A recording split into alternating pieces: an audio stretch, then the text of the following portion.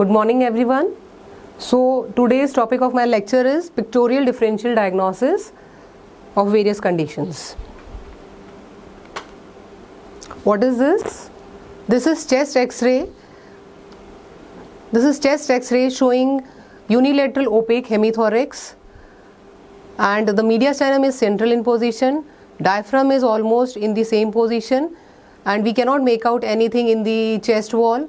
Right lung parenchyma appears slightly increase in translucency, and it shows mild herniation through the mediastinum. Then we differentiate it from the other slide. This is the slide which is also showing opaque hemithorax, which is on the right side, but the left lung in this condition is not hyperinflated, which is not herniating through the mediastinum. Although both the slides are showing unilaterally opaque hemithorax, this slide is showing unilaterally opaque hemithorax. This is also showing unilaterally opaque hemithorax.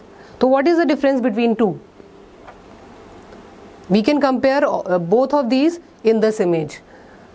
This is the first image which shows unilaterally opaque hemithorax with the hyperlucency of right hemithorax with mild herniation of lung through the mediastinum. While in this image we can see that this right lung is hyperdense, unilaterally opaque hemithorax, and left lung is not hyperinflated, and mediastinum is shifted rather towards left side. Lung herniation is not seen in this case. So this is a case where we expect reduction in the lung volume on the left side. That's why the mediastinum is slightly shifted towards the left side and the right lung is herniating through the mediastinum. While in this case we can see the right hemithorax is opaque, which is shifting mediastinum towards left side. We can see that the heart border has shifted towards the left side. So this is a case of the pleural effusion, and this is a case of the collapse of lung. So we can differentiate opaque hemithorax due to collapse of the lung and by the pleural effusion like this.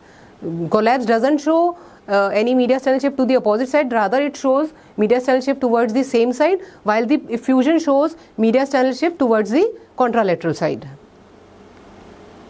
This is the next slide, which is showing again opaque unilateral hemithorax, which is obscuring the left diaphragmatic outline. Mediastinum is shifted towards the left side, and it is slightly more than the earlier one, and trachea is also shifted towards the left side.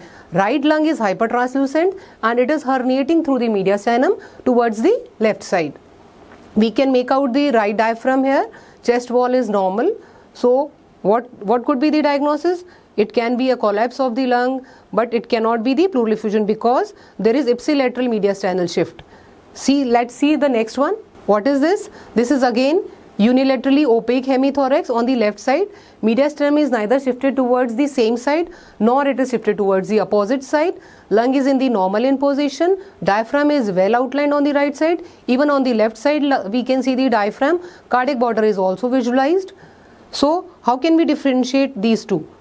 This one and this one. We can put these two images simultaneously. See this. This is the unilateral opaque hemithorax. Mediastinum is significantly shifted towards left side. Trachea is also shifted towards left side. So this was a case of pneumonectomy. It could be a case of pleural lung collapse also, but significant shift towards the left side can also give a possibility of pneumonectomy. So this was a post-operated case of pneumonectomy. That's why there is significant tracheal and mediastinal shift towards the left side lung consolidation. Lung consolidation doesn't show significant change in the lung volume, so there is no mediastinal shift towards the ipsilateral side or the contralateral side. Mediastinum is central in position in this case. So we can differentiate these two. This is the case of left side pneumonectomy, and this is a case of left side consolidation. What is this? This is this image showing left hemithorax, in which we can see a cavity in the upper zone. So this cavity also showing, this cavity is a thin walled cavity, and it also showing a rounded density in the dependent part of this cavity. We can compare this with the next one, this one. What is this? This is a thick walled cavity and we can see the bilobe density within this cavity. So we can compare these two. What could be this and what could be this? This is a thick walled cavity with a non-dependent densities in the left side of the cavity, and this is a thin walled cavity with a rounded ball in the dependent portion of the cavity. It was a case of intracavitary tumor, intracavitary mass, which is present in the non-dependent portion, while this was a case of pre-existing cavity of the lung, and there is a fungal ball, aspergilloma, within the cavity. So we can differentiate these two. The wall is very thick in case of the neoplasm, while it is thin in case of other infective cavities, and the intracavitary mass is in the non-dependent portion. That means it is adherent to the wall and it is inseparable from this, while in this case the ball has come to the dependent position. So this was a case of aspergilloma in the cavity, and this was a case of intracavitary tumor. What is this? This is a this X-ray showing right hemithorax with a lesion in the right upper zone, which shows surrounding significant opacity, and the central portion showing a lucency. In this lucency, we can make out that there is an air fluid level in this lucency. We compare it with this other cavity. So what is this? This is a thin walled cavity. Surrounding lung parenchyma is normal and there is no air fluid level in this cavity. So this is a infective granuloma or infective cavity, and it was a case of infective abscess which showing air fluid level, and surrounding lung parenchyma shows consolidation. So this was a case of abscess and it was a case of tubercular granuloma. So what is this? This is X-ray AP hand, which is showing erosive changes in distal interphalangeal joints and in the thumb region.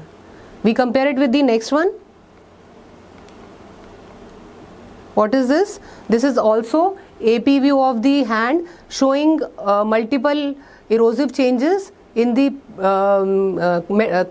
carpometacarpal joint, metacarpophalangeal joint, proximal and distal interphalangeal joint, with some reduction in the periarticular bone density.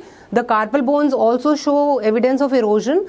There is reduction in the joint space in the proximal joint of radiocarpal joint. This is a radiocarpal joint, and we can also see a subarticular cyst here in the ulna. So what it is? It is rheumatoid arthritis, and that was erosive arthritis. Let's compare both of them. See this. There is erosive changes in the first carpometacarpal joint and distal interphalangeal joint. So this was, and there is no periarticular osteoporosis, while in this case there is marginal erosion, reduction in the joint space, involvement of the radiocarpal, intercarpal, carpometacarpal, metacarpophalangeal and interphalangeal joints. It is a case of rheumatoid arthritis, while it's a case of erosive arthritis. Now this is, what is this? This is again AP X-ray of the hand, and it is showing erosive changes in the shaft of the phalanges in this area, that is 3rd digit, 4th digit and 5th digit. We can also see the marginal erosions here and soft tissue shadowing also adjacent to the joint.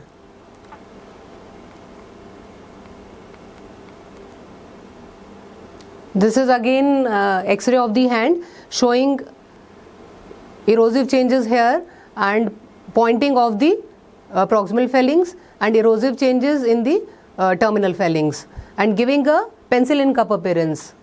So both of them shows erosive changes, but the pattern is different in both of them. So this was a case of gout in which we can see the soft tissue nodules, erosion in the periarticular area, and even soft tissue also showing erosion of the shaft of the phalanges. While in this case we can see there is pointing of the end of the phalanx of the thumb with cupping of the terminal phalanx, giving a penicillin cup appearance. So it was a case of psoriatic arthritis, and it was a case of gouty arthritis.